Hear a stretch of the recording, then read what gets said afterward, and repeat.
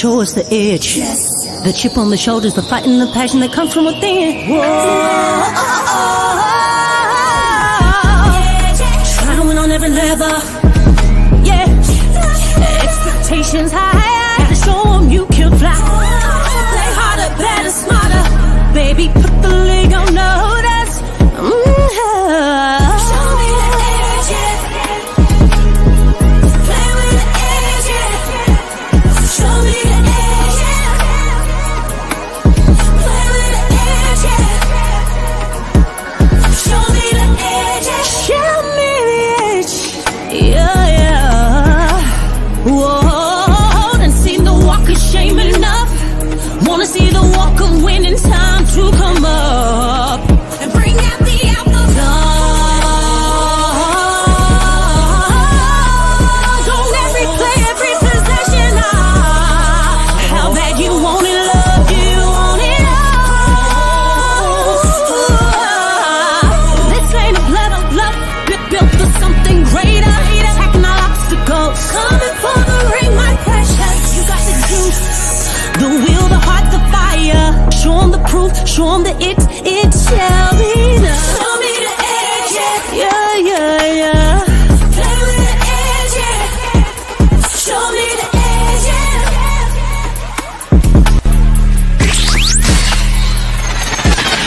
You're listening to the Pelicans Postgame Report on the PRO Media Network for all things Pelicans. Offense exploding, so we wanted to make sure we held up our end of the bargain, but it was just an incredible performance by the guys in that locker room. Sharing the basketball, touching the paint, kick out for threes, rebounding the ball, and I continue to say it. It goes back to our defense. When we can get stops, when we can rebound, and we play in the open floor, it's some of our best basketball. It's a really fun game to be a part of. And you guys got 2 days of practice there. Like, was there anything you guys tried to work out adjustment-wise that you felt like you put into that game and you saw it out there or anything like that? Play harder. That's number one. We have to play harder and consistently, no matter who we play against. We know we're more than capable. Defensively, play together, communicate, finish possessions, and offensively, share the basketball, continue to play with confidence and share the basketball. Tonight was a good step in the right direction. You talked about the three-point shooting during practice on Monday, but it seems like, shooting is contagious. You guys make 26 threes. CJ has 9 of them. How much did his individual explosion lead to the entire team giving that flow? Yeah, CJ ignited the whole group. He got us going early. He did the same thing last time we played here. He got going early, shooting the basketball with confidence. Guys started to look for him, and it's like you said, it's contagious. Now other guys are getting a part of it, and it's once again, it's beautiful basketball to be a part of, and it's fun to watch. And since the start of training camp, you talked about the importance of increasing the volume of three-pointers, one of those teams, and you guys have experienced some ups and downs with that, but just seeing how consistently it's been going up and up throughout the course of the season, how gratifying is that been? It's extremely gratifying to see the team buy into what we're trying to accomplish. We go over it over and over again on film. We get on the floor, we work on it.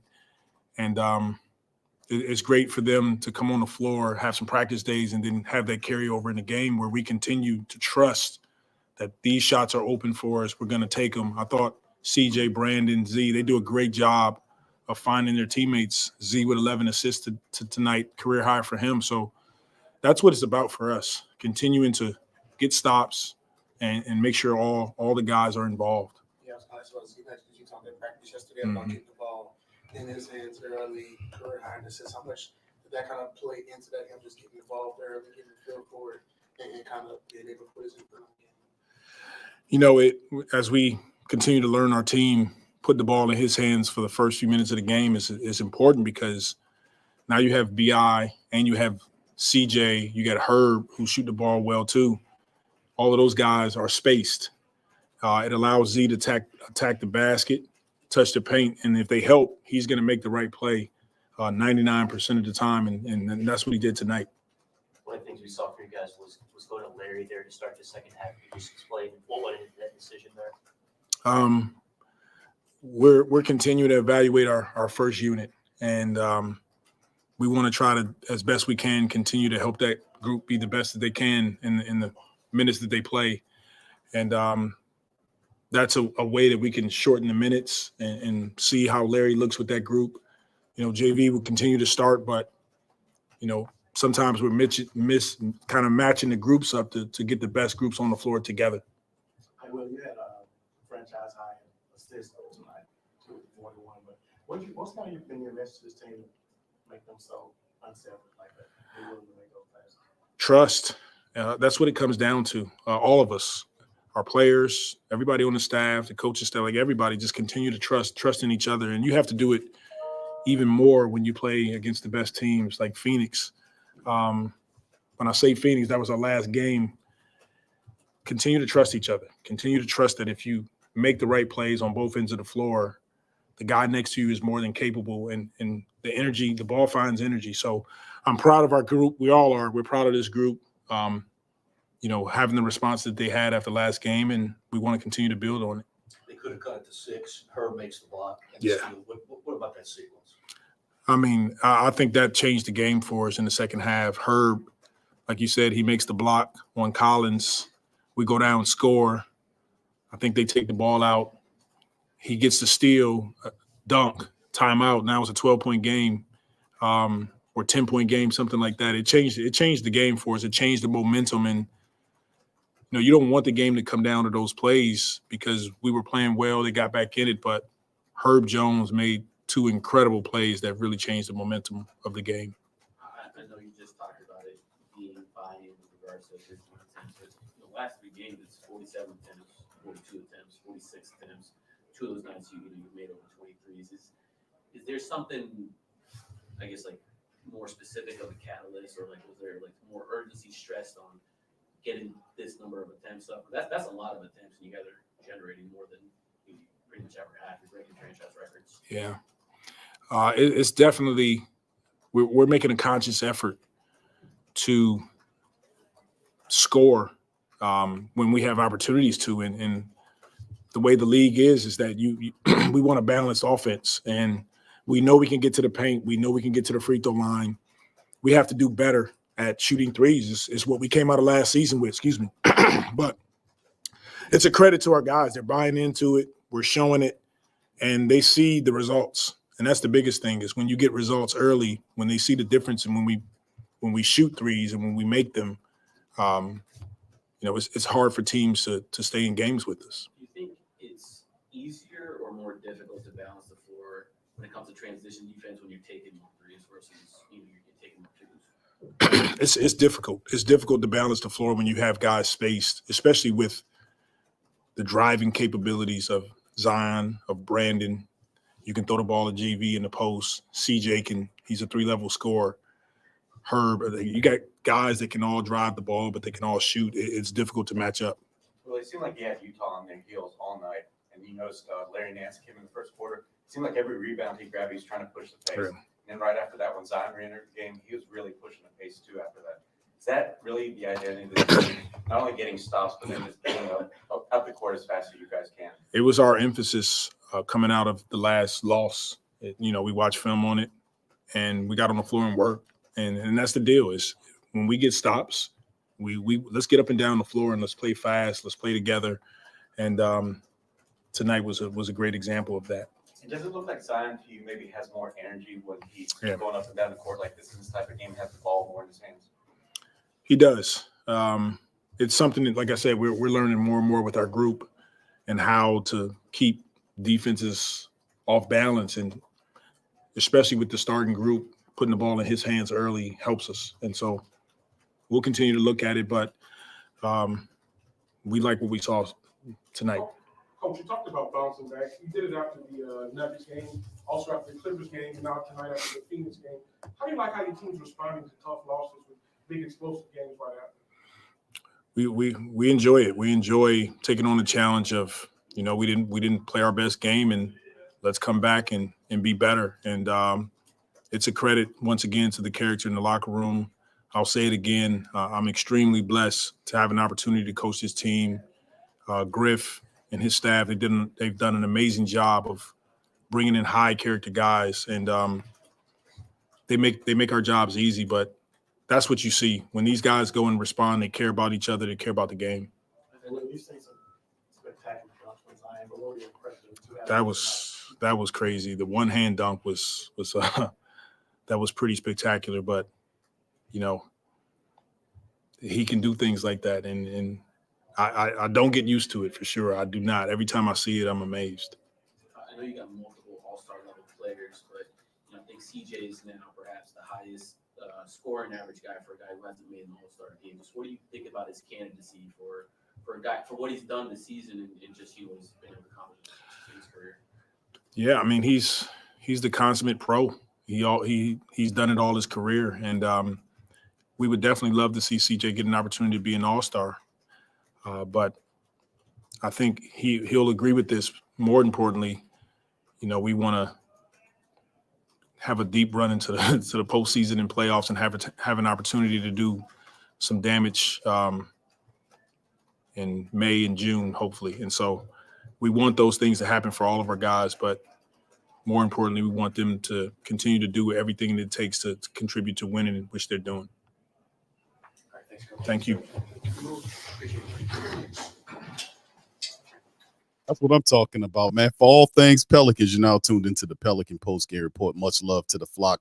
Appreciate you guys being in this episode of the Pelican Postgame Report. This one, man, the Pelicans, man, they take care of business, man. They tune up them Jazz, man. They knocked them on up out of here, 153-124. Shout out to the fam. Appreciate y'all being in the stream. Please feel free to hit the like button, hit the subscribe button, and by all means, feel free to share the show on your social media feed. PPR, we're in here representing the Flock Nation.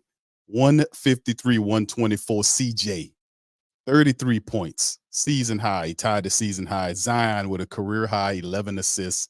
The Pels, franchise record with points, $153. And it was phenomenal, man. Good to see the Pelicans, man. It's such a wild ride that the Flock is on, man, right now. I'm Big Q. We got DC and Lexxah, and then to kind of talk about the recap of the matchup here. Pelicans take care of business against this team, man. Let's get into it, fam, tonight before we jump off into the team statistics. DC, let's kind of delve into this one, man. Great win by the Pelicans tonight. We improved, man. The way they just took it to the Jazz was awesome. So let's get some early game thoughts from you guys. DC, what you think? Man, I'm thinking we breaking records. That's what I'm thinking. Pels team is awesome, man. Willie kind of talked about making potentially a shift to the offensive starting unit, saying they didn't play defense the first 5 minutes of the game, and he's gonna give guys an opportunity to fix it. Well, they came out and broke records tonight. Can't say they did it all defensively, but I mean, you score 153 points, the other team is bound to get something at some point, right? But just everybody played excellent, man. Everybody scored except for that damn Dyson Dames. I don't know how he didn't score at all. He could have had 2 points, but Cody Kessler put an end to that. Well, he tried to shoot that three. It didn't go down. Yeah, Dice, that man. This with all the offensive just gifts we got just going around, Dice is just missing it. But this is a record-breaking night, and Dice did throw that beautiful alley you be looking at right there. So he definitely played his part too. Zion set the tone, man. Coach said he was going to put the ball in Zion's hand, making an effort to do that earlier in games, thinking that would propel the starting unit, as well as Larry Nance, because that's the first thing I thought about when he was talking about the starting unit and defense. I said, oh, man, he probably going to bench JV. I said, who else would he bench? You're not benching Zion. You're not benching Ingram. CJ McCullough's been playing some of the best basketball of his career. He's obviously not getting benched. Like, well, if you want to add to the defense, you bench JV and work in Larry Nance. And as you heard him talking about, they're going to look at certain matchups and certain lineups with kind of putting Larry Nance in that starting lineup. I don't know, man. I like JV, but is there cause for concern for him possibly being traded when we also have Daniel Gafford rumors? about us looking at him. Nonetheless, with all of that, I'm watching the game and thinking about these things. But an excellent showing tonight, man. CJ McCullough went absolutely crazy from behind the arc. Herb Jones heard his name was in some trade talks, and he said, "Hold my bill, watch this."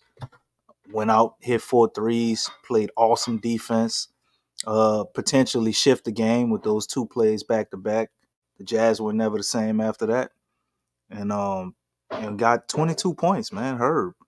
And you got Larry, you saw right there doing his thing too. So just a excellent showing pretty much from everybody, man. And this is what Trey Murphy taking threes and missing a bunch of them. You know, we still, man, I just wonder what happened if Trey would have hit about 3 of them easy threes he got, man. We might have been up to 165 in this thing. You know, and Hawk ain't even get it going. So this is crazy. And as you see the foul right there that they didn't call. Larry Nance hit it anyway. But You got it. oh, it did call a foul. Okay, I must have missed that play. But man, just excellent showing overall. And this is the second time I remember them taking 43 pointers, man. So is this becoming a trend? Willie Green kind of joked and laughed about that. Yeah, maybe we should take 40 every night. Well, no, this is the third time. Because you had the Trey and Hawk game where they lit it up. They took 40. We took 43s in our L, a previous game, and they took 46 tonight. Wow. And hit a whole gang of them, man. So shout out to the Pels, man. Record-breaking night. Everybody's been talking about the unis. Should we keep them? Well, I say yes. Breaking records in them. This need to be the official new Pelicans gear right here, man. Home game unis. The black and the green. Pelicans handling business, man. Let me tell you something. It's very spectacular fashion. The Pelicans handling business. Man, we're gonna go over the statistics. I'm gonna bring Lex in a moment here. Pelicans, man, on just stat wise, team wise, the Pelicans shot almost 58%. They were 60 from 104, 60 out of 104 from the field. 50, almost 58%. They were 23 of 46 from downtown for a blistering 50%. Free throw wise, they were 10 to 15. It was kind of basic there. It was just under 67%. Phenomenal everywhere. Almost 60 rebounds by the Pelicans tonight. 12 of them was offensive. They had 41 assists tonight.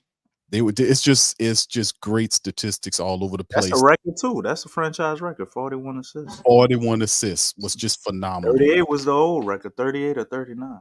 They had 9 turnovers tonight. DC 9 single. 13 points off of all the turnovers there. 35 to 16 on the fast break battle. 60 all points in the paint. And it was just phenomenal. They were up by as much as 35 in the game. And the Pelicans just absolutely just laid the smackdown on this Utah team, man, and just blew them away. They won every quarter of this game. Every quarter they beat they just was a complete game from start to finish, man, in the matchup. So let's bring Lex. 40-point quarters down there. Lex, let's bring you in here. Man, so much to just think about how the Pelicans look tonight, man, in this matchup. Kind of talk to us about what you've seen tonight. The team was solid. Back in the win column. Against a team that has been have been having it going. They've been playing well here of late. So obviously we've had our history with the Jazz, but it seems like we've kind of gotten over that hump since the last win against them. But this was a good win. Everybody was involved. It's a blowout win, so just everybody was clicking. I do love the assists, love the rebounds, got plenty of opportunities. Guys were getting a lot of open shots. It's basically just good stuff all around. They really came ready tonight. Obviously, getting those extra practices really helped to get them back in sync, back in track. I think that really helped to get them refocused. So, they just gotta continue to grow from this. I think again the biggest thing is that we know they can win big as far as in blowout games, but it's I guess it's the other games just polishing up so that no matter what type of game we're going up against, that we're able to win those games when whether shots are falling or not, because those games are coming. But this is a great win to get back on track. Yeah, this was phenomenal, man. Once again, these are one of the games we often talk about with the Pels, man, how they handle their business uh at home, man, responding to the loss and then come back here. And we always have a very difficult matchup with the Utah Jazz. But the Pelicans just took it to another gear here. Let's get into the individuals. Then I want to talk philosophy with you guys in terms of what happened tonight. DC, you touched on it early on in this game, man. So very interesting. CJ McCollum, 33 points tonight in 29 minutes of action. He was just, man, hit 9 3-pointers. He was 9 of 13 from downtown. 33 points, 5 boards, 2 assists. He had a steal in the block and a plus 17 on the plus minus from CJ. Far just was hot from the start to the finish. 22 from Herb tonight. Herb was a perfect 4 for 4 from downtown. He was 8 of 9 from the field. He was playing defense, 5 assists, 2 steals in the block. He had 5 rebounds as well. 22 points from Herb, plus 13. 18 from BI, a cool 18 points in 31 minutes, 8 of 18. He finished with 18 points, 6 assists, and 5 boards, plus 20. 17 from Zion in 27 minutes. He had 11 assists, a double-double day for the big man. 17 and 11, plus 6 for him in the matchup. Val finished with 17 points and 12 rebounds in the game. 3 assists for Val in 23 minutes of action. Off the bench, Trey kind of got going. He was kind of missing on it early, but then he got cooking late. He got that mid-range going, hit that mid-range shot, man, and then everything looked like it started to sink for him. He got going late, finished with 14 points. He was 2 of 10 from downtown, 12 from Larry Nance, and 8 boards from him in 20 minutes. A very efficient night for Larry. And then, of course, Jordan Hawkins got in there. He hit a couple of three-pointers as well in the matchup. So with that being said, fam, I won't touch too much on it because the Pelicans actually beat the hell out of this team. They tied off the regular season series with the Jazz at 2 apiece, and boy, what a way to shut the series down.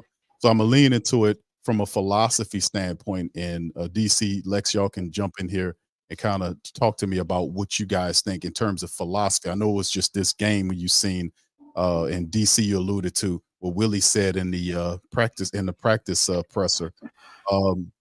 Could this be something that the Pelicans adopt on a night-to-night basis, the way they played, how they employed Zion early? And how did, and let me ask that to you guys about how the rotations in terms of how you got, because I know they kept, Zion out, BI in, and they kind of moved Zion in and out of the lineup. It sparked them to, everybody was involved. Zion got going early. So let's just kind of touch on that before we go into the preview against OKC. DC, you have the floor. Yeah, man. I mean, it worked tonight. I saw them running Larry a little bit with the starting lineup. Like you talked about, they took Zion out early, but they gave him a lot of the heavy lifting early, kept trying to get him the ball. CJ kind of got it fired up.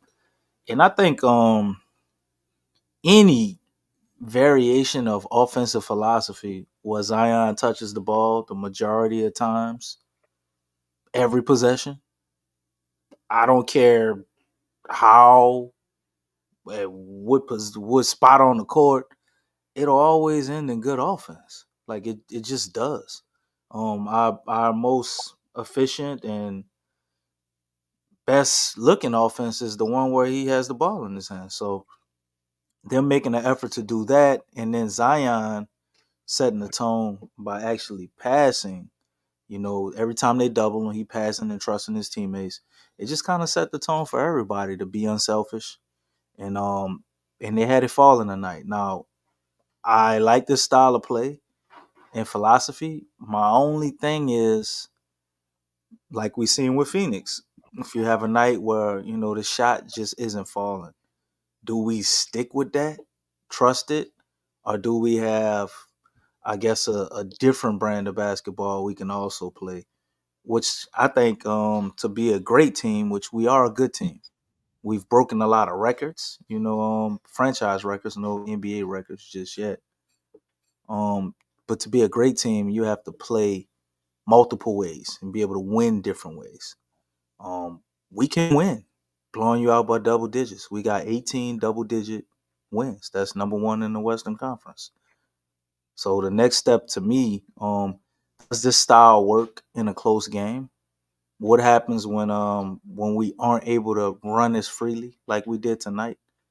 How do we adapt? So it's just more of seeing them adapt. I think this should be our go-to style that teams should have to try and stop. But again, when the shot's not falling, like, what do you do? When guys not letting you get out and run, and they decide to guard that line, how do we go then? Build a wall. They guarding the 3-pointers. What's our next, counter? So, because that's what's gonna happen if the Pels play like this, man. They get more games like this. You put some fear in teams' hearts as far as letting them play this way, and they're gonna make adjustments. So, what is our next go-to move after that? I would like it to be sustainable, but I'm not sure it is yet. I mean, 46 3-pointers.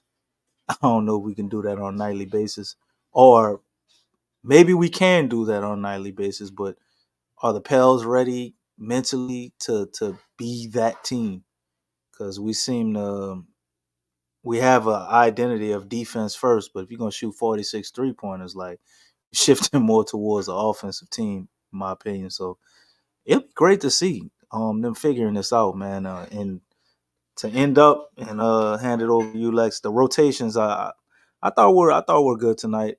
Um, I saw Willie making an effort to at least have two guys that can shoot or score out there. Most times, even more, you have Bi out there with two shooters, at least CJ or Trey, or it might be Trey and Hawk.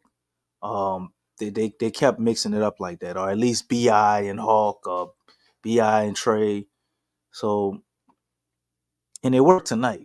They found a rotation that fit with Dice, even though he didn't provide a lot of scoring. He got rebounds. He got some assists, played defense, and they had him in rotations where he didn't have to. You're really relying on him to score. And again, it worked tonight, man. I just got to see more evidence of this. And I think it's more of a game to game thing is what we're looking at. Like, it's different players every game. They have different strengths, different weaknesses. Teams run different strategies. So you can't run your same lineup every night. Especially with our role players and just where we are as a team. As we get more dominant, maybe you can. When guys kind of know what their minutes are, who they're going in, and they're more comfortable in those roles, maybe you force other teams to dictate to you because you're that dominant or that great. But we haven't reached those levels as a team yet. So, like what I saw tonight, continue to adjust, adapt, and strategically run the rotations, and I think we'll be fine. Just paying attention to who's out there, what's needed, when it's needed, the timing of it, and that's the major improvement we've been looking for from Willie Green, and it looked pretty good tonight. What you think, Lex? How they employed Zion tonight? How they utilized him, getting him going early? Everybody kind of vibed in it. What do you think about what Willie did tonight? Well, I didn't see all of the first quarter.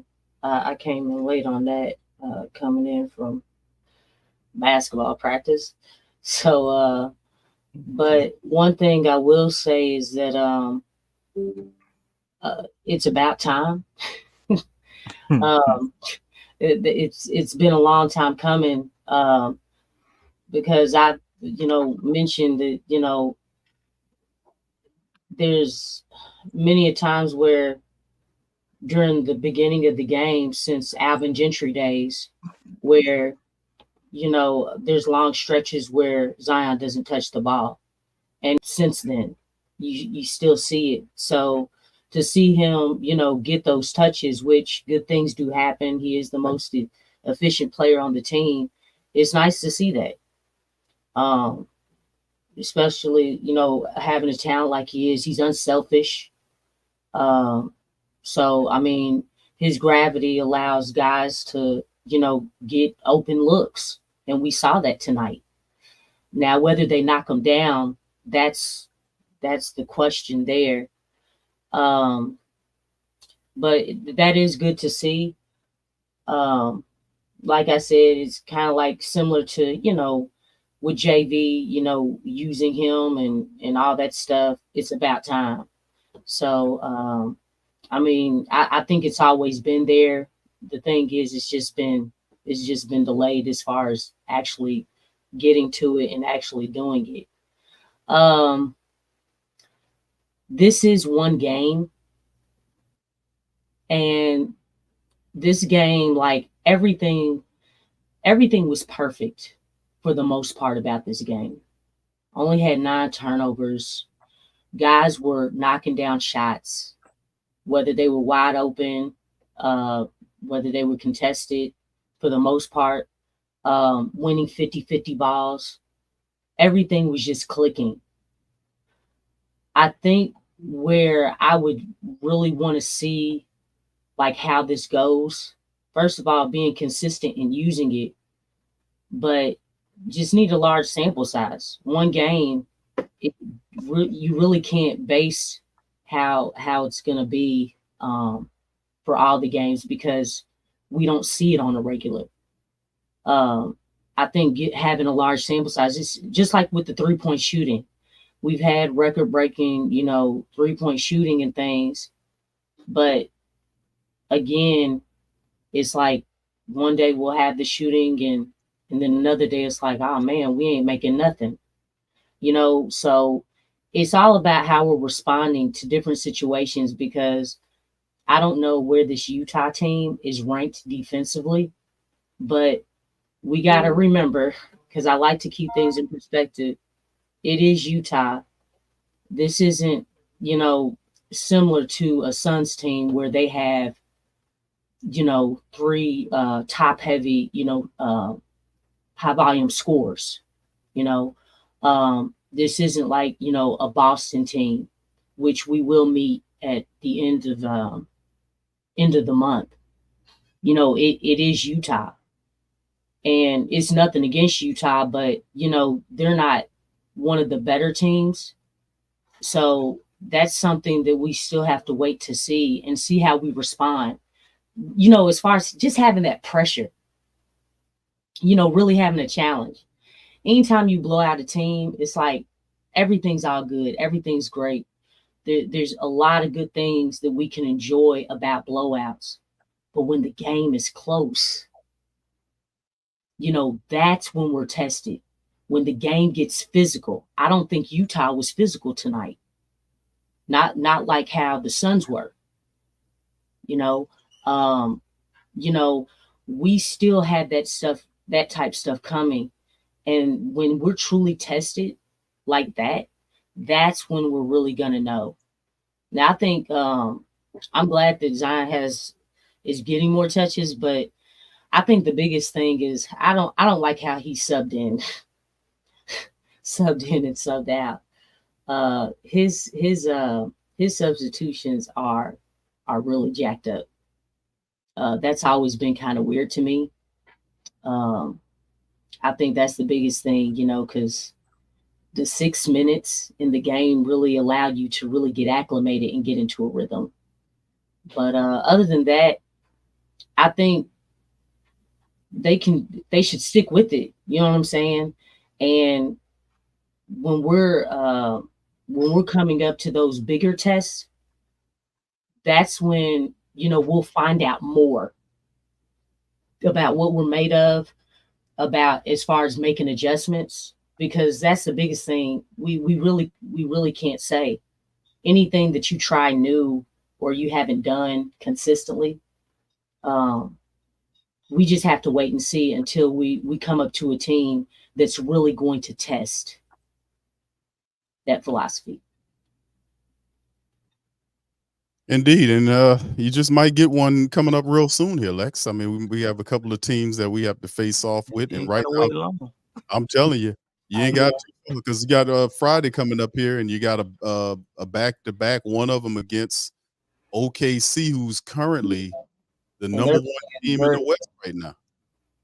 So we face you saying It don't look like they're gonna be number one for long, man. Denver got 31 wins. It's just they'll win away. right. So we got OKC. They're winners of 3 in a row, right? They got San Antonio tomorrow, and of course we got them on Friday, and then after that the Pelicans then hit the road for Milwaukee on Saturday. So it's going to be an interesting contest. Where's Minnesota at, Big Q? Sorry to cut you Oh, off. they're second right now. Let me put that back up there. There you go. Oh, okay. I think they might tumble, man, after what Finch said in their press conference. What he said, bro? I didn't catch that. Big Cat dropped 62 points, man, and they lost by like 2. I didn't see the game, so I don't know what mistakes the players made at the end of the game. But he went out and he talked about them being immature and hunting for points and all, and he called that out in the press conference, man. I don't know how well that's gonna fare over with the players. I did watch that game in its entirety. Yeah, they were checking with the assistant coaches on the bench to see where Embiid was, because they wanted Cat to surpass what he did. Mm-hmm. So they weren't even locked into the game. They were focused on Cat getting more points than Embiid, because he had 70 points. Wow. So that's why. You think he should have called them out in public to everybody, though? Huh? You think he should have called them out in public to everybody? You know what? Yes and no, but I think I'm leaning more so to the yes. And the reason being is because, yeah, you guys are the number 1 seed, or were, but speaking just in the present tense, yeah, you're the number 1 seed, but what does that mean? Like, you still haven't won anything. When was the last time the Minnesota T-Wolves did anything? And really, it's just keeping them in check. Keeping it all the way 100. Like, hey man, like, yeah, you number 1, but there's still work to do. Man, teams are gunning for you. You got to understand your positioning and understand that, yeah, even though you're in the number 1 seed, you still haven't won anything. You still have growing to do. We're trying to get better. We're trying to prepare for something bigger. That bigger is the playoffs. And so having that mentality, that's a kiddie mentality. That's a mentality that, oh, you all haven't been nowhere, because of the way that you're acting. That wasn't a good thing. I mean, you got 62 points and you lost to Charlotte. Charlotte's not going to do anything with that win. They're not. You were worried more so about a stat than being more concerned about winning the game. That's awful. And I think the thing is, a lot of times when you go public, it's a wake-up call. It's like, hey, now the whole world knows. Yeah, I put you on Front Street. Y'all better get in check. And understand that you can't do all that, man. It's not about that. Man, we got to get a win. We want teams to take us seriously. We want to be a threat. How you going to be a threat He like, oh, what, how many points the B got? All right, cat dog. Yeah, we got to get you the ball more, okay? All right. You just go down low and do this. Yeah. Oh man, come on. And then they were going to what is that? Ant start complaining about the calls in the post press about Shea getting the calls and stuff. You know, it's like, you can't do that, man. I mean, you've been exposed on what y'all were doing on the bench. You know, your coach put you out on Front Street. Then you talking about the foul calls that Shea's getting. Hey, man, and it's one of them things, man, let it go, man. You ain't going to win that. You know what I'm saying? You don't need to be talking about no foul calls, man. Y'all got to get refocused. And I think, you know, they just weren't focused. They lost to OKC, turned around, lost to Charlotte. You know what I'm saying? Like, y'all got to get back on track. So yeah, he just trying to keep his team in check. Sometimes you got to do that. Yeah, we'll see how it fares out with them. I don't know if they're mature enough to accept it. Come on, man.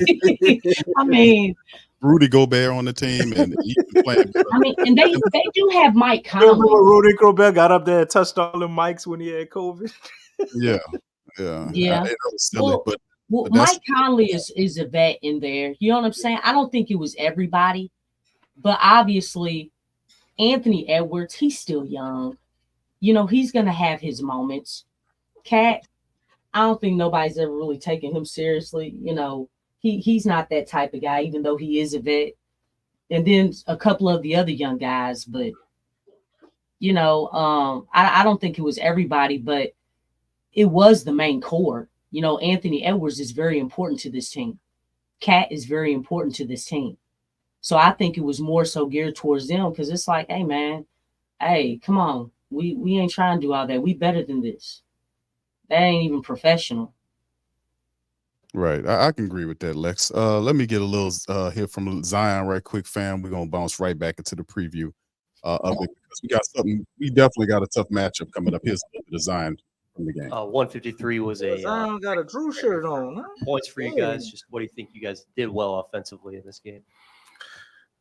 We made shots. We made them at a high clip, to be honest. But a lot of that was just transition, getting stops going, and when we ran our offense, we ran it with force. You had 11 assists, career high. What helped you just get into like kind of a flow as a playmaker tonight? Just my coaches and my teammates trusting me to kind of be point Zion throughout most of the game. I would say that definitely helped me just kind of get a feel for the game and just get a feel for where my teammates are going to be at.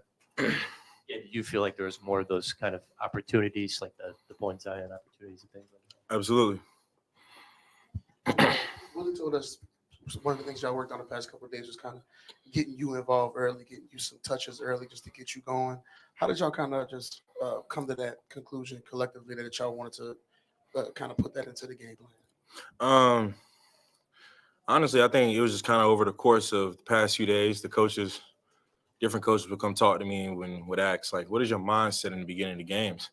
And my mindset is just kind of get the lay of the land, really see how the defense is guarding me and when I can attack and when not to.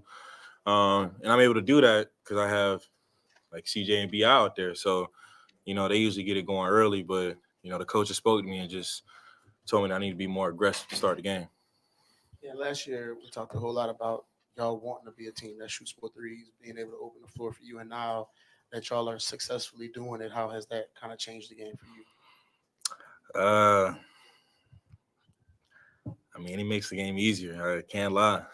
You got dudes out there like Hawk, Murph, CJ, B.I., and even Herb and JV and Larry. We really got shooters across the board, and we're on the court. I mean, anybody is capable of running off 2 or 3 threes in a row. And Z, you got to your 10 assists before you got 10 points. Did you ever think you'd get double-digit assists, 4 points, scoring that amount of points in a game? when I was younger and I was like only playing point guard, yeah, I probably did that a few times, but in the league, no, I never saw that. You remember the last time you had 11 assists? Probably high school. Yeah, I'm gonna say probably high school was the last time I had 11 assists. This one mean a little bit more. Me personally, individual stuff. I always say it. When we win, stuff like that will come with it. I'm just glad we were able to get a bounce back win after our last loss at home. So I think that's what I'm most excited about. And there were a number of great plays in tonight's game, but what did you think of Herb coming up with, I think, a key steal, grabbing it in midcourt, and then he got down the court, BI flipped it to him, and he flipped it behind the back to you for a dunk? That was an amazing play, but the block he had, where he just, I was there, and I'm like, man, it just kind of happened so fast, and it wasn't until I went and sat down where I was like, yo, did you see that?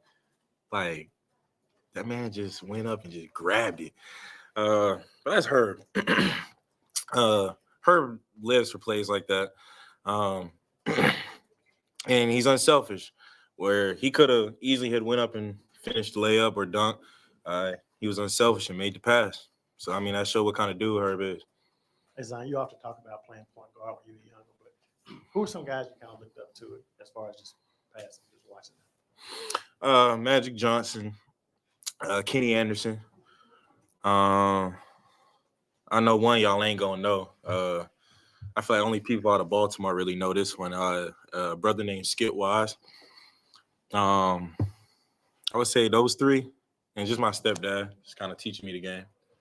Because I don't know, the two alley-oops you had tonight, just I don't know if you watched the replay of it, but can you kind of talk us through that first one? The one you called with one hand? The first one I called, I was kind of in a position where I was going to be falling out of bounds, and it was kind of like one of those game time decisions where should I go up with two hands or just go with one? And it was just one of those, fuck it, I'm going with one. And I was able to make it. The second one was kind of just a chest move. The first one I kind of did a Maggette cut, got the foul. So Kelly was looking for the Maggette cut, so I just did a ghost cut, and CJ found me. I was able to finish. I know you've spoken about how you're going to take the season. It's going to take the season to kind of get back in rhythm and stuff. Now that we're in the second half or entering the second half of the season, just where would you say you're at physically, mentally, and I guess all of the above? How are you feeling? About 88, 90%. I'm getting there. And then my body feels good. And I'm just happy to be on the court. I miss a lot of time, and I'm just glad to be out there. Is it reinforcing or rewarding that, like, you know, as you are also getting back to where you want to be, you're having success, but the team is also having success. You guys are having a good season in the playoff race and stuff. Is it rewarding and reinforcing that the work's paying off too? Absolutely. Because I always say in interviews, we all have the same goal here, and that's to win. So I feel like we're continuing to put ourselves in positions to win, and gotta be consistent with it. JV had 17 and 13 in 23 minutes. Can you talk about just how tough he was to stop in the paint, and or there was a play where he fought off like two guys and ended up with a dunk, you know, in the paint, and the coaches all went crazy. What did you think of just his performance? That's a man. Like JV's strong. I know I'm strong, but I gotta build my force. JV is just strong. So when I see him do stuff like that, I mean, part of it is him being strong, and part of it is IQ, him knowing where to position himself to get those rebounds. He probably would have had 17 and 17 had he not missed those few minutes in the third. But I mean, that's JV. He's a pro's pro. Is there a story behind the shirt that you wore today, and like why you wore it? And just happened to wear it? I I mean, I know it's Drew. I know what it is. Man, I wish I could give y'all a good story on why I wore this shirt, but it was my boy Rico. He put the shirt out. I was like, man, that shirt dope. Yeah, we went with it. CJ had 33 points, 9 threes. He's had a number of big games for you guys, especially in your wins. Would you say he's an all-star, a deserving all-star? A direct quote from CJ. He said it last year. He get paid like an all-star.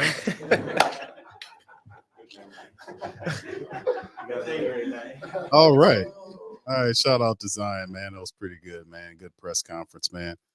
Good energy, man, as well as the Pelicans when they do win, man. Quick thoughts on what you guys heard on that before we jump into this preview and cover a few news topics. I saw Zion repping Drew, man. I messed with that.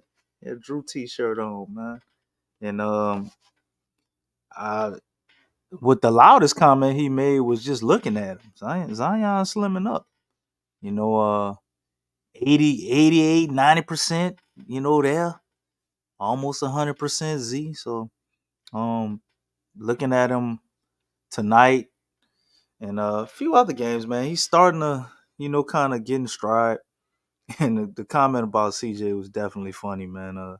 CJ is playing like an all-star right now. He say he get paid like one, huh? You ain't lying, bro. I mean, he definitely getting broke off, chipped off pretty good. Lex, what you thought about Zion before we move into the preview? Yeah, his statement about CJ was very accurate. It was a very CJ statement because CJ always be mentioning money some way, form, or fashion. Like that dude is definitely low key arrogant. But I mean, it was good vibes. Like I said, I'm glad to hear that, and he feels like he's like 88, 90%. I'm ready for the 100, because I'm tired of people talking about, the weight stuff, the eating stuff, the fat stuff. Y'all know all that other junk. So, but I think the biggest thing, and I kind of felt this at the beginning of the season, and up to this point, his availability was the biggest thing. Just staying out on the court, and he's been doing that. So, and it's almost February, and he's still here, and hopefully, it continues. Because I'm convinced that he's available. I don't even use healthy because it's like, I mean, if you're available and you're out there on the court, there's no reason to mention the health. I mean, you ain't gonna be not healthy and be out there. So I don't like using that word because if he's out there, why do we need to say if he's healthy and stuff? Because he's out there playing. So I'm just glad he's out there. He's available. He's doing his thing. He's getting better. His activity's growing. Acclimation to the game, and it's only going to improve. Yeah, and that awesome alley he had too, man. That was ridiculous. I like them the breakdown. They got some pictures they put up on the Pels Twitter, man, where they did a freeze frame, man. I'm thinking about printing that one out. His whole elbow is like above the rim. It's like crazy. He hit his head on the backboard. Damn, I didn't even see that. Yeah, it shows that freeze frame too. Wow, I didn't see those. Yeah, he was but they broke it down in slow motion. I was like, shoot, what type of camera is that? It was like, hey Lex, he I was admiring the art of it. He ain't even 100%. He's 90%. Yeah, those were nasty, man. Like like Zion got up. I was like, oh, okay. I believe I can fly too. You know what I'm saying? Shoot. Basically what was going on. So, but yeah, he got up there, man. He went and got them bad boys. Yeah, we're gonna need some of that against you. OKC coming up here on Friday, fam. That's the next matchup here. It's gonna be a tough one, man. It's gonna be like Mickey Loma said, it's gonna be a toughie. So we got to take care of business, man, against this team. Currently, you look at the points per game, they're top 3 there, top 2 in field goal percentage, top 2 in opposition field goal percentage. They're a top 2 team in 3-point percentage, first team in terms of free throw percentage, top 10 team in assists, top 4 team in TOV and turnovers. Then you look at the steals and blocks, they're top 2.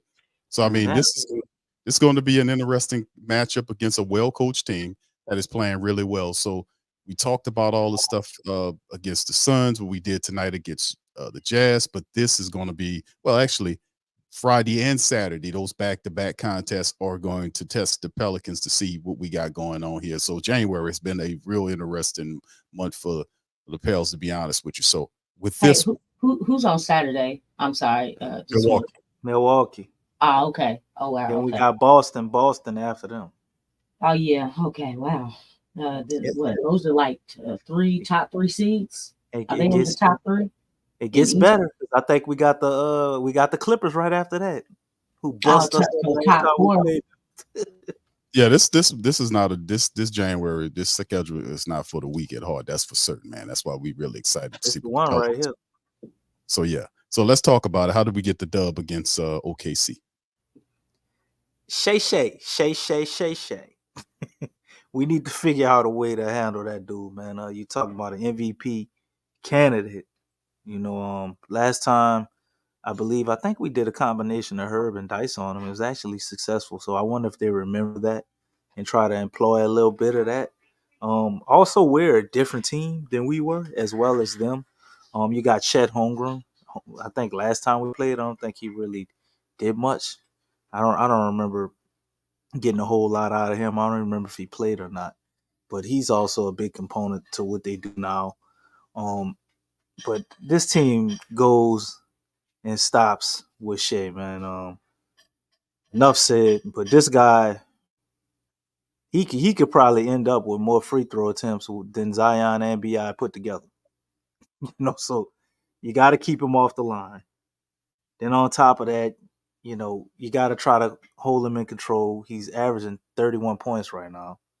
And then even if you are able to cancel out his scoring, this dude is an excellent facilitator. So he'll get others involved as well, averaging 6.3 assists.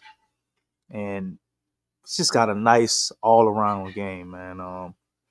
This is dude, when the Clippers traded him, I was like, I don't know about that one. Still didn't think he would become what he is today. But according to the matchup indicator, we got it all in the bag, Lex. 57%, babe. Where you trying to get at, DC? I'm trusting the matchup indicator. I think they slipped up. I don't think this one was for gambling purposes. They trying to trick. They ain't trying to trick the people this time. It's the double trick. You know what I'm saying? They think you can't trust them, so they give you the truth. You know what I mean? That was good. That was good, DC. What you said? Carvello said it's a trap. Yeah, this OKC team is very interesting. One thing that I wouldn't mind doing with this team, but it'll be interesting to see how the game is going to be called. I would love for them to get physical with this team. That's what teams have been doing to the Pelicans. They've been getting physical. Obviously, they do have Shea does get the favorable whistle, but I think this will definitely, I think for him specifically, playing solid defense, solid fundamental defense. Just straight up, don't make anything easy for him. But I think whoever Shea is guarding, and this is with a lot of cats that you really cannot stop offensively. You have to make them work on both ends of the floor. Don't let this guy rest. Don't let him rest on defense. If he's attacking on offense, you got to attack him back because Shea's not known for his defense. Let's be clear about that. He's not a juggernaut. He's not a juggernaut defender. So whoever is, he's on, we need to press the issue on both ends of the floor. It's like, okay, look, you might get the whistle, but you about to work on both ends of the floor. And then as far as with the other pieces, like everybody has to play solid D and be aggressive. Be aggressive. Do that. Make sure you're on the line, up the line. Make sure you're taking away the passing lanes. Active hands. Move your feet. Just those things. You'd be surprised how those things really do work. Because this team is really smart. They're really smart. They move the ball well. And so you really have to you don't want to overplay this team. You don't want to do that. I saw the T-Wolves do that a few times and it was horrible. I'm like, why are you playing over like that? You don't want to play too much on ball denial. You don't want to do that too much. It needs to be a happy medium because the thing is that they do move the ball well. Their player movement is very well. And then get those rebounds, have a quicker step to the ball, win the 50-50 balls, match their energy because they do run and they play with a lot of energy. I think that's another big thing is that, hey, everybody's got to hustle. Everybody's got to want it more than this team because these guys really play well together. They don't mind sharing the ball, and they get after it. They're guys that they hustle, and this is everybody. It's everybody. With Chet, again, his body is vulnerable. I mean, go up into that dude. Like Jokic said, he needs to be a little bit fatter. And so, hey, take advantage of that because it's there. He still has to work on that part, but yeah, definitely we just have to match the intensity of this team because they get after it. And they're young, so they're young, they smart, and they move the ball well. And those combinations you don't usually see in young teams, but they're actually ahead of their time, and we got to respect that. So. Yeah, all the effort and hustle in the world, man, and they playing really well together, man. And boy, I tell you, that Shy guy, man, that dude is awesome, man. Over 30 points a game, 31 a game right now. He stirs everything for them people. But yeah, they are playing with a lot of confidence right now, man. And there's an ugly history between the two, man. And I wouldn't mind smacking the hell out of OKC Thunder on Friday. I'm just going to be honest with you. DC, you want to chime in before we move on? Well, the family talking about Williams, he hit the game winner tonight. He's the X factor. Shout out to Jay Carvello. We did forget to mention him. He was one of the reasons we lost in the play-in. The Williams cat. So that would be another added dynamic for us to pay attention to, man. But overall, this has been an awesome team. They've bonded, as a team. And we didn't even mention Josh Giddey. He's a big part of helping the offense flow as well. So OKC though, after we played them early, I just feel like we could get this one. I know my man Jay Carvello said that matchup indicator is a trap, but I think we got this one in the bag, man. The Pels are riding high. This is a team that we don't have a history of, I guess, suffering against. It's kind of a nice little back and forth. We are due one because I think we did beat them the last time we played, but I'm putting my money on the Pels this time, man. So I think we get the dub. The way they played tonight, it's easy for them to get the big head and fall off a cliff, but they have to at some point lock in and focus and know that can happen. And don't get too high, on this. They've obviously perfected the craft of not getting too low on the loss the way they came back tonight. So I think they could keep it rolling with OKC, and the major test comes against Milwaukee because we ain't got a lot of wins against them. Indeed, bro. Let's move it forward, man. I'm gonna touch on a few news and notes and things to talk about as far as the Pelicans before we get ready to leave. Y'all, please feel free to hit the like button, hit the subscribe button, and by all means, feel free to share the show on your social media feed. Appreciate you guys for tuning in for this excellent episode of the Pelican Postgame Report. It's always an excellent episode when we get a good effort from the Pels and plus a blowout win. It's always a good day. All right, so anyway, let's move Let's move into this bit of news right here, fam. With the Pelicans, did make a signing.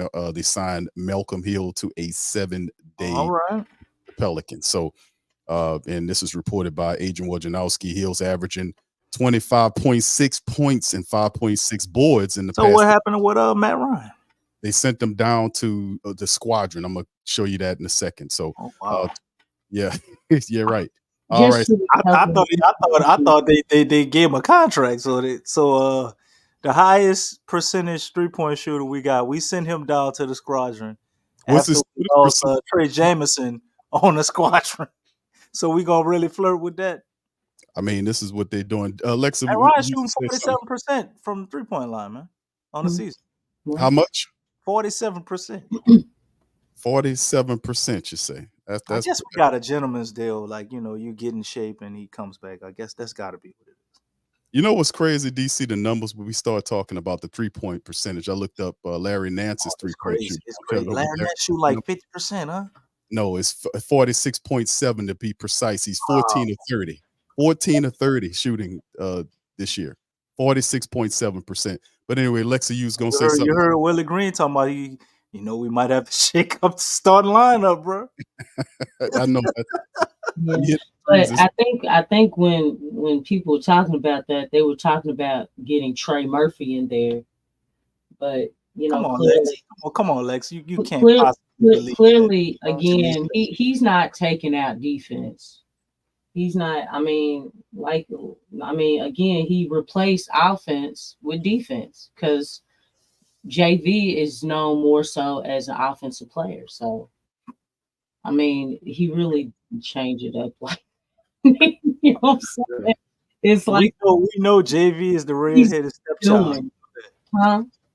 JV is the red-headed stepchild.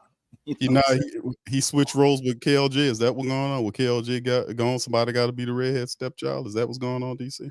I don't know, man, but they go to talking about they ain't playing defense and they could score, and I'm looking at Herb over there. Herb ain't coming out. CJ is having probably one of his best career years percentage wise. Then you got BI and Zion. Neither one of them coming out of starting lineup. Yeah. Larry Nance shooting 43% from 3, and every time he gets in the game, he just deflections galore, man. So 46.7. Right. So if we do make a change to the starting lineup, I think it would be her JV going to the bench and Larry Nance going into the starting lineup. That would be the change. All right. Let me finish. Hold on, Lex. Let me give you the floor. Let me finish up on this stuff here with Hill. 28 years of age, 24 games of NBA experience across the stints with the Hawks, Bulls, holding averages of 3.2 points, 1.6 on the rebounds during his time in the league. He spent time with Chicago last season on a 2-way contract, was waived in February. New Orleans needed to add a player to his 15-man roster. The Pelicans dropped to 13 players, one below the limit when they KLJ on Wednesday as a part of the 3-team agreement that sent Siakam to Indiana, and they had a 2-week window to add another player and get back to the minimum 14-man minimum. So there you go. So that's a little bit on Hill, and like we said, we went through some of his statistics. 6'6", 220, veteran guard right there. They added. So there you go. So they bring him in here. Also, we kind of hit at this during the shows. We talked about it. They saying that Matt Ryan, this happened a couple of days ago, that he's close to return after the elbow surgery. He made mention of it. They gave the percentage of 92% recover from the ongoing elbow surgery last month. That's an obscure number, huh? 92%. What they measuring this with? Bro, I don't know. I got some kind of nanotechnology or something going on. I mean, just like 92%. Brian saying he 88, 90%, what does that mean? Right. I mean, At least Zion put a round number, and he put 90% in there. 92. it's a measuring stick, I guess, you know. Like, I don't know. 92%, bro. They said 90. How you feeling? I'm feeling about 92%. Well, you on 8% off from 100. I'm happy for you, brother. It's funny because that's really about perception too. That plays on perception. But this is the Pelicans, Matt Ryan. This is the article right here. Matt Ryan transferred to the G League. Pelicans transferred Ryan Elbow to the Birmingham Squadron, the G League, on Tuesday. Ryan hasn't played since November 18th after undergoing right elbow surgery. The two-way forward move to G League likely signals that he's at least been cleared to resume practicing with the squadron, even if he doesn't immediately play for the affiliate. So there you go, a little backdrop on some of that information dealing with them. And then, of course, I'm going to let you guys all kind of chime in on this stuff as I just throw it out. This is also something that came across the desk. DC sent me this earlier today. Scoop B. Robinson talked about this. Knicks aren't the only suitor for Washington Wizards big man, Daniel Gafford, I'm hearing. The New Orleans Pelicans, who are in the market for a big man, are eyeing Gafford too. In 36 starts this season, Gafford, 25, is averaging 10.4 points a game, 7.6 on the rebounds, and 2.1 on the blocks. Daniel Gafford, that's a guy always gives Zion some a little tough defense there, and this is some of the things that we're talking about on this little quick breakdown. So y'all feel free to touch upon whichever one of these topics you guys want to. DC, I know you probably won't talk about Gafford. Yeah, most definitely, man. I think that would be a huge add if we can get Daniel Gafford, having that third big, somebody who can protect the rim. It's obviously bigger than Larry Nance, and also takes one less guy away that gives Zion problems. For whatever reason, this guy does a really good job in one-on-one with Zion.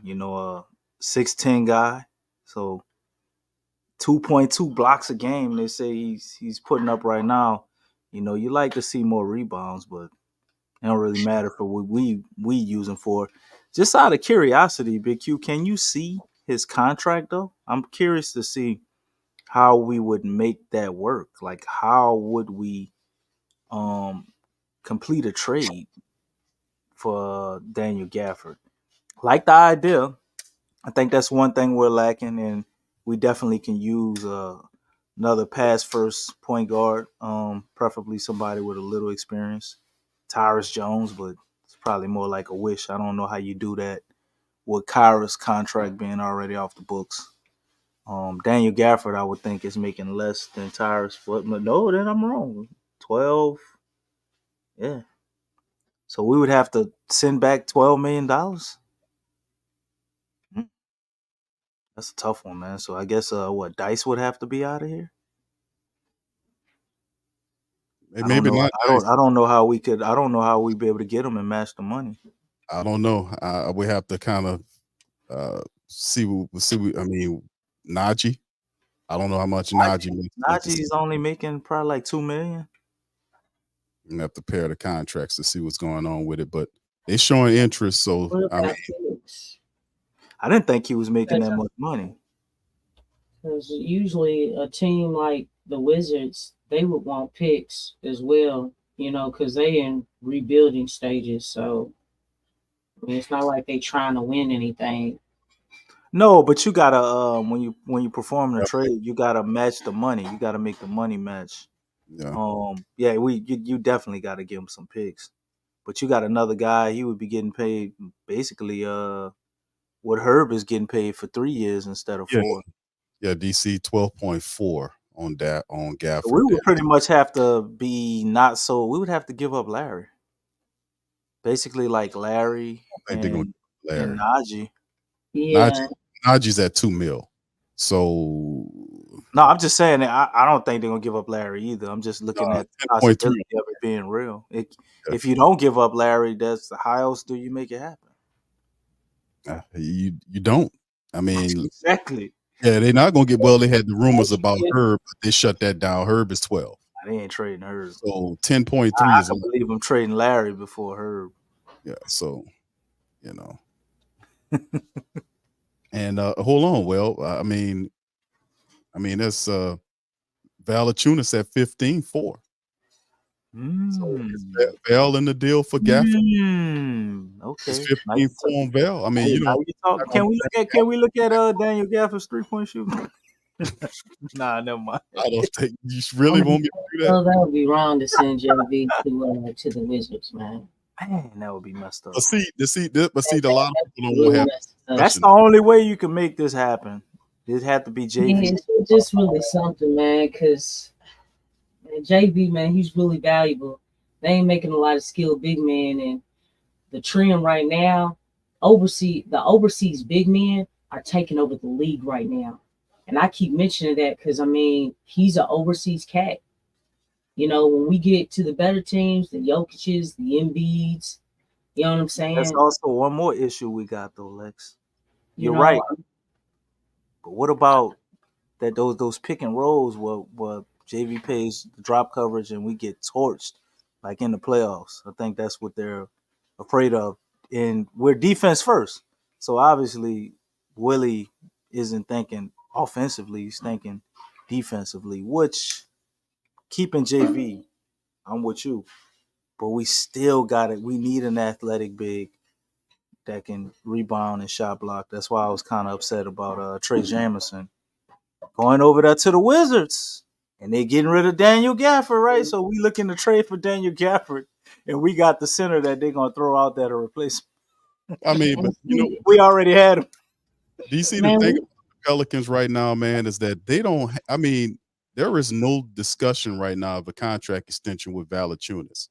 Yeah, You're seeing all these trades happening right now. We know that the first week of February is fastly approaching, and unless they get to talking real fast, man, let me tell you, they're gonna have to do something because I don't think that they are. Now it's possible, but I don't think that they're just gonna let that pass and let him just go right into free agency.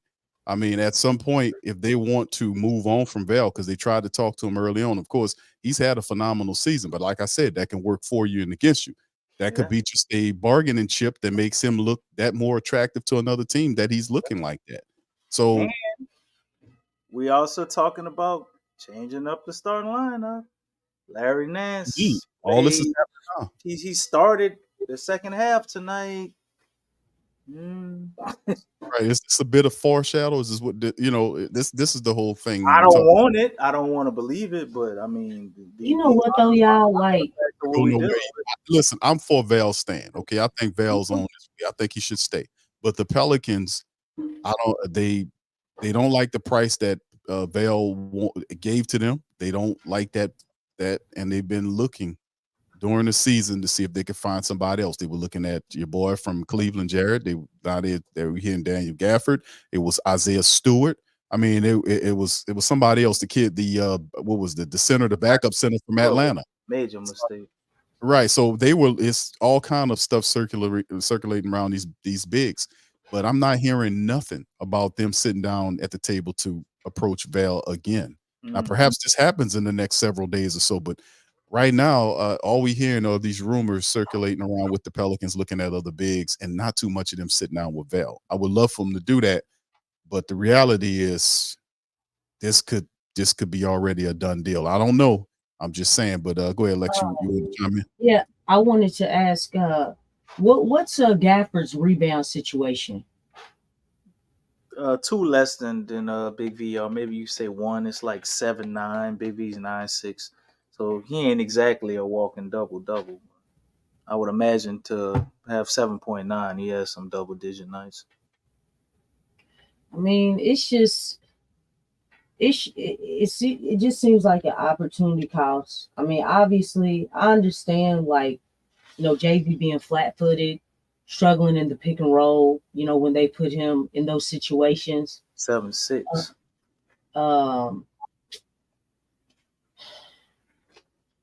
I just really, I wish the Pels would do what take note from what Miami does, man. They find gems. You know what I'm saying? that are feasible for the books, and they are motivated and come out and perform. Jemison would have been perfect if they would have brought him onto the team. They just lost him to the Wizards, man. I mean, it's like he's right there. He's playing for the squadron. You know, it's stuff like that. It just give the guys the opportunities. You have access to them. That's why you have a G League team to develop these guys. Apply them into the game, because it's like, you know, that dude really stuck out, and a lot of us talked about him. You know, we talk about we need size. That dude hustles. He's athletic. He runs the floor. That's exactly what we've been describing, and we had him at our fingertips. And now he's on a 10-day with the Wizards. I mean, the money would have made sense, and then you don't have to, you know, because like I said, JV, man, he's a skilled big man. He's been the most available player in all these years, man. You can't replace that these days, especially a big man like him, and him being as skilled as he is. I mean, it's like we should have found a better way. And I kind of feel like, you know, the Pelicans have put themselves in a bind where, okay, well, yeah, we got to go out and get a big man, but it's at the expense of getting rid of JV. Well, And if they get a cheaper option, and who? maybe they have to do that. My man Hakeem seems to think they can get Drummond from Chicago. He'd be a good cheap option. You competing with the Lakers on that one, man, because they looking Man, at Marvin Dolphin with the Lakers. Didn't he lead the Lakers in good like 2 or 3 times? Yeah.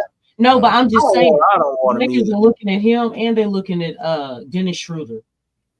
You know what I'm saying? Just want their retreads from when they won a championship. Yeah, they want them back. Well, they understand what they need, but they being aggressive. Right. They always aggressive. So, I mean, anytime the Lakers looking at somebody, it's like, oh shoot, well, ain't nothing there for real, because they get what they want. Yeah, bro. LA is a special place. JaVale McGee was waived by the. That would be a good option. I mean, we just need somebody to play defense. We need somebody to get hurt. Wait, they was somebody else, I think. He doesn't do well as far as shot blocking. His numbers are down, and he's not big on rebounding. All the time they called him, huh? All the time they finally called him. Okay, say that again. I say for the time they finally called him. Oh, I mean, I don't know. I mean, I guess, but yeah, he's been talked about. His stats are not where they used to be at, so I don't know if JaVale McGee's probably not the guy. Just being honest, maybe some years back. Yeah, I don't know if the Pelicans looking at over the hill or like backup bigs. I mean, you're looking at Val. I mean, you want to bring somebody in here that can kind of help out. Like they have that. You don't want to surrender that height. Think about a starter. In my opinion, if you moving Val, you're not looking Val's a starter, right? Starter for a starter, bro. You're not gonna get You're not gonna take a step back with a over the hill big or a guy that plays minimal minutes as a big. I think Bell is still, in my opinion, a top big, one of the top 10 bigs in the game. But the reality is, like I said, this is where it gets tough, with the team, man. Me personally, I think they should work out an arrangement. But in the end, it doesn't look like that. Now, there's some time in between before any of this hits. So perhaps they do go to the table and talk to him. I mean, only time will tell where it ends up. Well, have we ever, to be, honest with the Pels? Remember when he got re-signed last time? We never think really do contracts like this late in the season. It's either early or off season, man. So I don't think we're gonna hear anything about it. But if he's still here after the trade deadline, then you pretty much know what that means. Right. He's definitely getting another contract, because I'm pretty sure if they wanted to move him, the way he's been playing this year, I know teams are definitely interested in him. Right. Plus, it's a matter of what we can get back. Plus, DC, you move him like you say. He's a top 10 big, a skilled Top big. top 6, Q. Top 6. You I said can top count. 10. You can count the names. Well, I you only mean, gonna name about 5 guys, and then everything else is debatable after that. right. Well, that's what I'm saying. I'm still saying top 10, brother. I mean, you want me to say top 5? I ain't gonna say top 5. I'll say top 10. That's still a good point. That's still a good range to be in. DC, one of the top 10 best bigs in the game, right? Top 6. You know. Okay, top 6 then. All right, the damn. But anyway, like I said, man, it's one of them situations where he has an expiring contract, and it's attractive at this time of the year. So I mean, what would we have to see what these people going to do, and then we were talking about the Metkovic, and I don't know where he fits in this whole ordeal, but the Pelicans, man, they have a lot of good problems, man. Wait till February to see. I would imagine he would get some run with the G League team before we see anything. Yeah, Hakeem, shout out to you, brother, because you're right. There was Wendell Carter Jr. talk too, brother. You're right. Wow. There was some rumors about Wendell Carter Jr., bro. So shout out to you for throwing that in the chat, man. I did see that. Yes, I did. Y'all know Portland made Robert Williams available in trade. That's interesting. Or is he healthy? Because I know he was hurt for a while now. Man, that dude's been in and out the lineup. I'm pretty sure they're making him available for trade because they don't. He's hurt too much. He's the same since he got one of them injuries with the Celtics, man. Or maybe he's just doing that because he don't want to be there. Like, my pinky toe, my toenail. One of them things. He won't get up out of there. Portland's pretty horrible. And to go from a winning organization like Boston to Portland, I'm sure that's like a huge culture shock to him. Right. That's interesting, bro. But yeah, it's a lot of stuff going on around the center position for the Pels, and we'll know what they do, man. We got February the 8th for the trade deadline to happen. Is that I think that's the right date. Yeah, it's February 8th. Yeah, Irvin says he's out for the season. See, yeah, I remember he was hurt.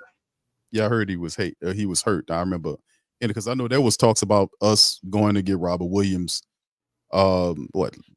Last year sometime it was interest in the family. It was like, man, we need somebody like that. The guy's a hustle monster. He cleans up the glass. He plays defense. Hurt for real, man. It's like 100-fold. Right. So.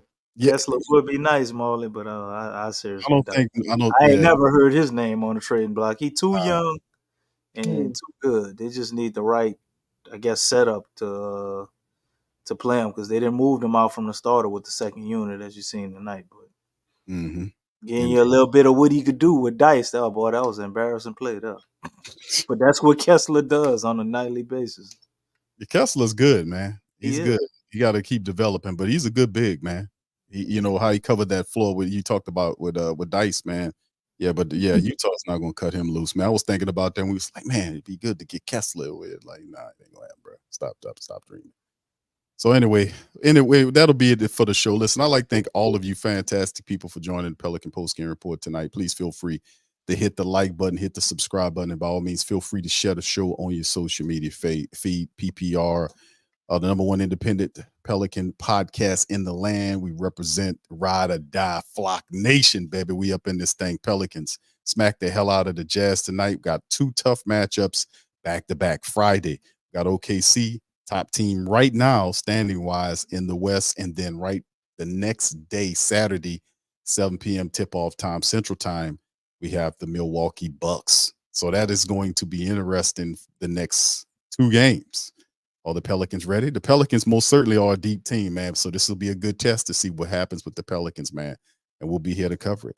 So with that being said, fam, we're going to get out on that. Listen, I appreciate y'all so much, man. Much love to you guys. Hit the like button, hit the subscribe button, and by all means, feel free to share the show on your social media feed. We end this thing. We're going to holler at you on the next one. Go Pels. Show us the edge, the chip on the shoulders, the fight and the passion that comes from within. Try to win on every level, yeah. Expectations high, got to show 'em you can fly. Play harder, better, smarter, baby. Put the league on notice. Show me the edge, yeah.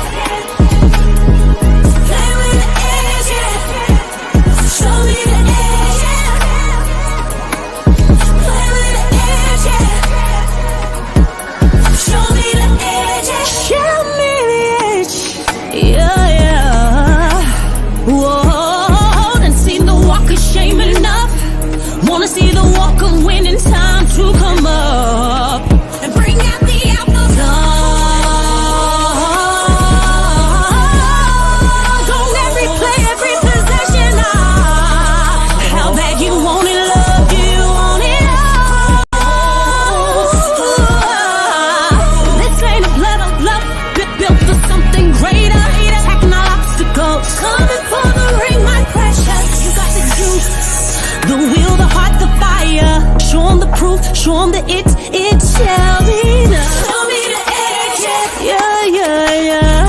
Play with the edge, yeah. Show me the edge, yeah.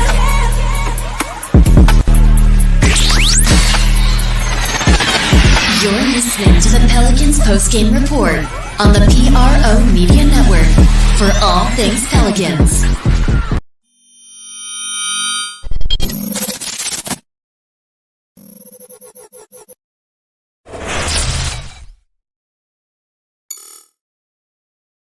TheWhoThatDaily.com. That's right, TheWhoThatDaily.com. Your one-stop shop for everything New Orleans Saints, New Orleans Pelicans, LSU Tigers, even the top flight boxing news. So if you're a Who That and you're looking for a place to stay up on your team, TheWhoThatDaily.com is your site. TheWhoThatDaily.com for the sport Who That in all of us. That's right, the Pro Shop is the platform store where you can go and buy all the latest merch to support the platform. Available at the Pro Shops, we have dozens of hundreds of products available for you and your family. Unisex tees for men and women, hoodies and sweatshirts, tank tops, kids and baby items, long sleeve tees, mugs, pillows, wall art, bath bedding, face masks, phone cases, stickers, bags, fanny packs, socks, hats, and many other items. Please feel free to check out the Pro Shops. The link is in the description section below. And remember,